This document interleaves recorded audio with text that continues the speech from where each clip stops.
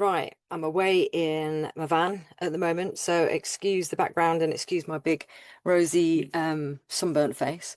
Scorching at the moment. But I just wanted to make a quick video on the basis that I, one, haven't made one for a while, and two, I want to do one on the 9 month mark after sentencing, which it brings us to now. I made a video at the 6 month mark, and things have changed unbelievably even since then. And I understand that 9 month mark isn't necessarily a significant date. It's not an anniversary. It's not something that is normally spoken about. But I think the journey after sentencing, I didn't know how it was going to be. And anybody that maybe goes through something similar will probably go through something similar themselves. And also, if you are about to go through the justice system, the journey that you go on after it's actually been completed is not what I expected. And hence why I want to make a little video about it.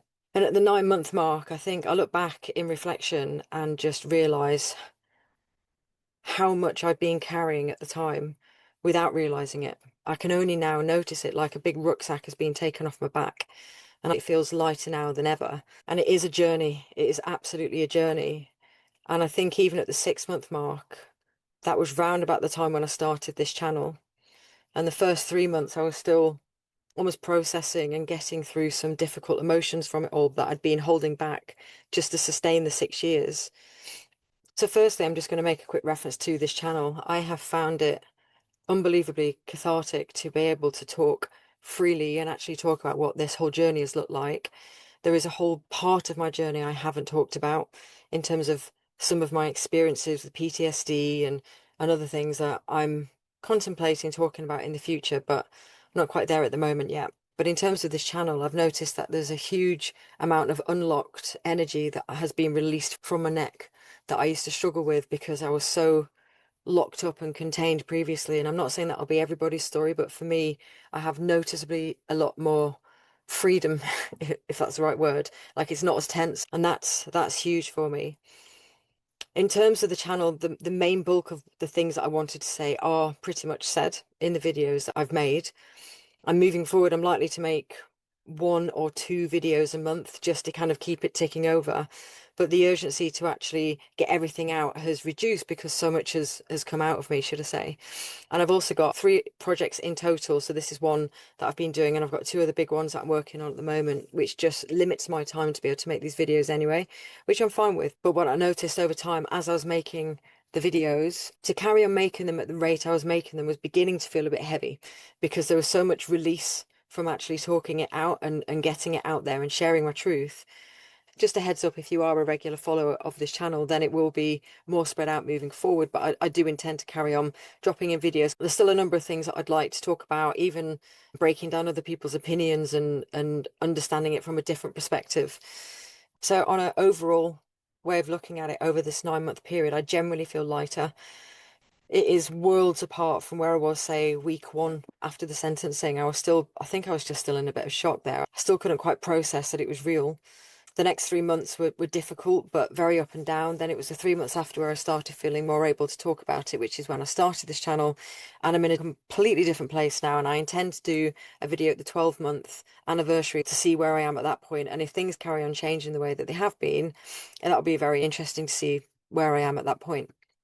From a day-to-day basis, things feel very different as well because I don't have the experience anymore where my phone might ring and it might be a withheld number, which historically used to be the police. And because my phone would ring regularly with a withheld number, I just automatically assumed it was the police. And not always, but the majority of the time there was some bad news on that, something that I'd asked for that I wasn't allowed, that he was allowed, rules that we weren't allowed to abide to because the law had changed from one year to the next, things that we also wanted to prosecute on that we weren't able to, just things like that. And I got almost used to receiving bad news from those phone calls. So that ongoing anxiety of like, oh, the phone's ringing, it's a withheld number. Now I just assume it's like a sales call or a cold call or something. I don't automatically assume it's going to be the police, with the majority of those messages being bad news. So that on a day-to-day basis feels very different. I noticed that I'm eating better. I think I've put on a bit of weight actually. I don't think I know. But before I was just so stressed I couldn't eat, and I probably got a bit too thin at one point. I sleep better, so I'm not kept up and assuming that I'm only going to get 3 or 4 hours a night because your brain just gets so consumed with everything. I'm more sociable. I'm spending time with people that before it was just easier just to isolate myself because I was carrying too much, whatever. So on a day-to-day basis, so many things are different now, which I'm relieved to say that wasn't the case either during the process or shortly after the sentencing. And I've used this analogy before, but the best way I can describe it is that for 6 years, you get those snow machines. It's like a little snowman in it. It's like a glass dome and you shake it up. And then all the snowflakes get shaken up inside that. And it felt like that was my life for like 6 years. It was a bit chaotic, not really know when it was going to get shaken again. And it never once really felt settled. And at the point of sentencing, that doesn't just switch off. So it takes a while for all of those snowflakes to actually start settling. And I feel like I'm almost at that place now. But that is the first time I've really been able to say that with true confidence. And that has an impact on my own confidence. I'm noticeably less attached to what other people think. Not saying I don't give a monkey's whatsoever, but it is noticeably less of any interest to me in terms of how people react and what people think and what people say. I'm not bothered anywhere near as much if people do get defensive about it or ask questions that kind of insinuate that, there's a challenging question in some way. In fact, I somewhat kind of enjoy them now because I'm so robust in the way that I answer them. Another thing that's very relieving for me is to see my family calming down as well. There's noticeably less anxiety with my parents, less anxiety with my sister and brother, less anxiety with my friends who stood as witness for me. Lots of people's lives have become calmer since the sentencing, and I even think they've been on their own journey too. I've spent a fair amount of time with my parents in this last 9 months, and they've noticeably become more chilled because it's a lot of weight on their shoulders going through that process as well. But I'm also noticeably in touch right now with probably more parents than I am survivors talking to me about the experience of their daughters. I don't have any parents that have any offended sons, but I'm sure they exist as well. But I'm in touch with about 5 mums at the moment, and I have been in touch with dads historically, but at the moment I'm regularly in touch with mothers who carry so much weight and guilt and anger around something that's happened to their daughter. Two of the mums that I'm speaking to were offended by the same man. I mean, it's almost common knowledge that if somebody is capable of doing that, that it's an ongoing thing. And normally, more than often, there's other survivors from the same person. And I've seen the pain from my own mum and my dad as well, but at the moment I'm just focusing on mums. I've seen the pain of other mums knowing that their daughter's been assaulted, and it's one of the things that I think is very underspoken, and those parents still feel it. They still carry that because that's just the DNA impact of being a parent. I'm also not regretting creating this channel, and I'm not regretting talking openly about it, whether I've done it on a podcast or whether I've done it with a friend or whatever, because so many people still say me too, or they know of somebody. So to know I've had any impact at all means something.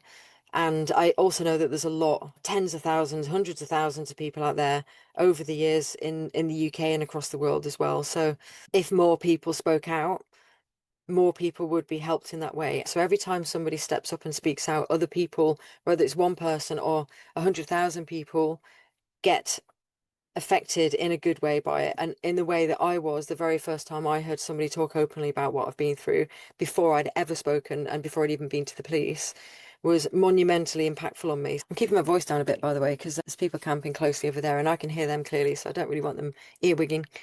It has been monumentally transformational, me going through this whole process. And that includes before going into court, it includes going into court, and it includes what has happened since coming out of court as well. And I just see so many things differently. Like I'm without question a changed person, and I feel so much better in myself. I didn't even realize that I was carrying so much before, and I only feel it now, having let go of it, and I feel so much better.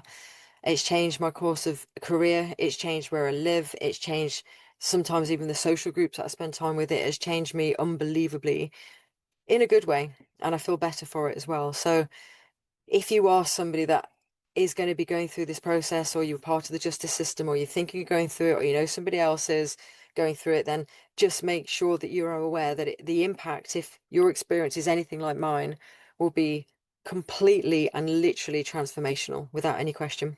So I think in summary, I can confidently say this is the happiest I have been and felt in the last couple of years, with everything else that's been going on, it has been a long journey and it doesn't just stop the moment you go to court. And many people seem to assume that. That's almost like assuming that if somebody dies and the moment the funeral's over, it's like, okay, we can stop grieving now because they're buried and, you've got closure on it. It's not as simple as that. There is a lot of stuff that you've carried in that time, and the build-up in the last couple of years before court and the last 9 months since court has been heavy, but particularly since court has got lighter and lighter. And without question, I'm in the best place I've been for a long time that I can remember. I'm really excited about where things are going in the future. I'm very excited about what that looks like. Anyway, I wrap it up there, and that is basically where I am with 9 months after the sentencing.